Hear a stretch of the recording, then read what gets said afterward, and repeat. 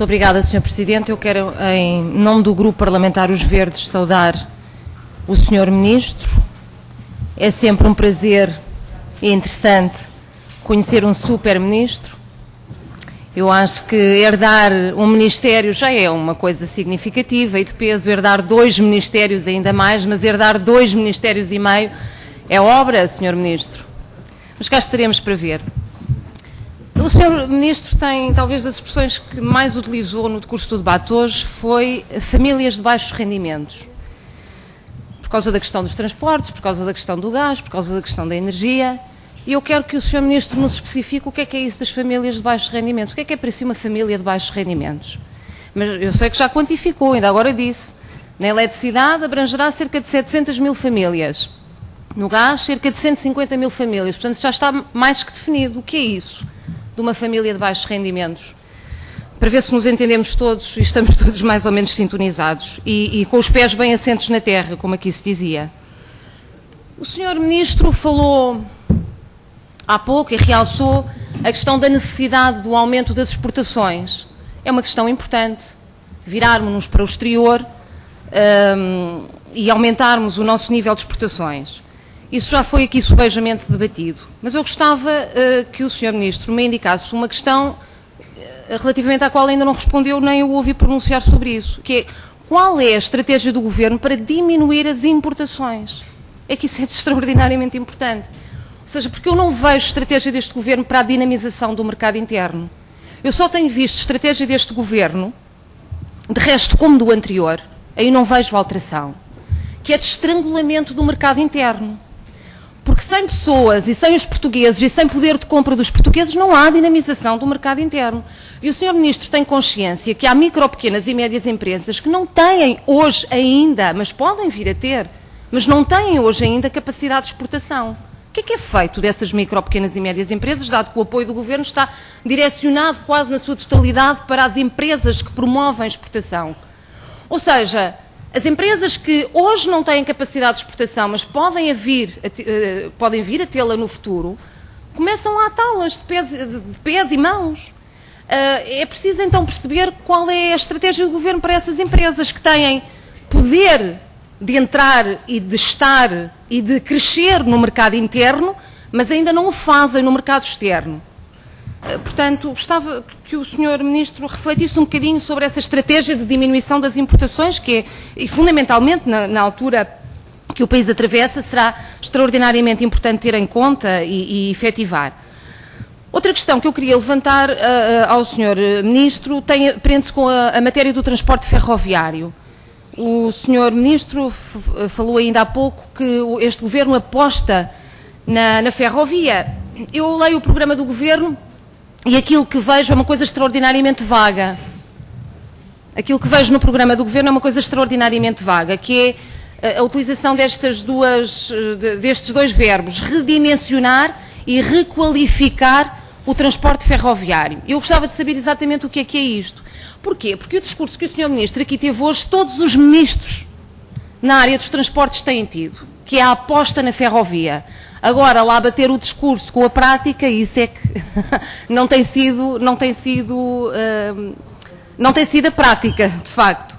E aquilo que nós temos verificado é que nos últimos 30 anos nós perdemos mais de 40% da nossa rede ferroviária nacional.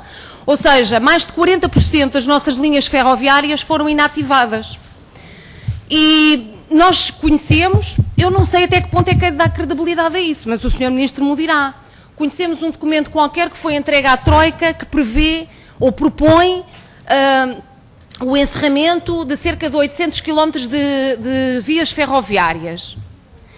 Ou seja, é tudo na base do encerramento. Tudo na base de retirar transporte ferroviário e capacidade de mobilidade no país através do transporte ferroviário. Eu gostava também de ouvir o Sr. Ministro sobre se essa estratégia de aposta, entre aspas, aí será entre aspas, do transporte ferroviário passa também pelo encerramento de linhas ferroviárias, o que eu consideraria extraordinariamente grave e que espero sinceramente que o Sr. Ministro me diga diretamente que não. Mas o Sr. Ministro dirá.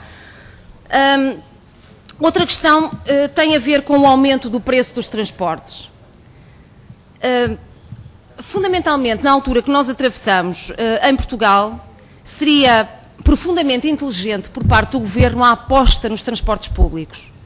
E apostar nos transportes públicos, e prende-se também com a questão do financiamento das próprias empresas, só se consegue, efetivamente, com a chamada de passageiros aos transportes públicos. Porque os transportes públicos vivem da vinda de passageiros. Ora, criar uma política de aliciamento de passageiros de utentes aos transportes públicos é o melhor método. Mas eu vejo tudo ao contrário. É tudo a afastar passageiros. Eu vi algumas reportagens na televisão absolutamente assustadoras, de pessoas que querem ir trabalhar e já começam a pôr em causa a sua capacidade de ir trabalhar por causa do preço dos transportes, porque têm famílias inteiras que vivem na periferia e vêm para Lisboa, já não sabem como onde esticar os seus orçamentos familiares. Mas o Governo, bem, era preciso aumentar os transportes, mas de facto é importante a gente entrar aqui na vida concreta das pessoas. Mas sobre a sustentabilidade das empresas, não há empresa que se sustente sem passageiros. E o preço dos transportes, a qualidade do transporte, a existência de transporte, os horários do transporte, o conforto do transporte, a intermodalidade, tudo isso é determinante para garantir a qualidade que as pessoas precisam para a utilização do transporte público. E nós temos um déficit energético brutal, Sr. Ministro, e o setor dos transportes contribui brutalmente para isso. Então, até para a diminuição do nosso déficit energético, seria inteligentíssimo por parte do Governo fazer uma aposta de grande dimensão no transporte coletivo. Sr. Ministro, isto é muito interessante nós ficarmos a saber quem é que da família do Sr. Ministro anda de transportes coletivos. Quer dizer, agora todos podemos agora pôr-nos aqui a dar as nossas experiências familiares. Mas o Sr. Ministro tem capacidade para os pagar. Não é do Sr. Ministro que nós estamos a falar. Nós estamos a falar daquelas pessoas que estão a ficar sem capacidade de pagamento do transporte para vir trabalhar e para pôr o seu filho a estudar em Lisboa. E isto é grave. Quando chega aqui, quando toca aqui, é grave. Por último, Sr. Ministro, eu gostava de saber se este Governo vai pactuar também com o crime ambiental, social e económico que constitui o Programa Nacional de Barragens. Eu gostava de saber se o Sr. Ministro vai pactuar com um programa, um planeamento para a barragem da Foz do Tua, que estimava custar 177 milhões de euros à EDP, e já está revelado que vai custar 340 milhões de euros. Para a barragem do Fridão, estimava-se 134 milhões de euros, já está assumido que vai custar 260 milhões de euros. Ora, falamos aqui de endividamento do país. Falamos de derrapagens. E eu quero saber se o Sr. Ministro vai pactuar com este absoluto crime económico. E o resto das perguntas eu talvez deixarei para uma segunda ronda, porque estou no limite do meu tempo. Muito obrigada.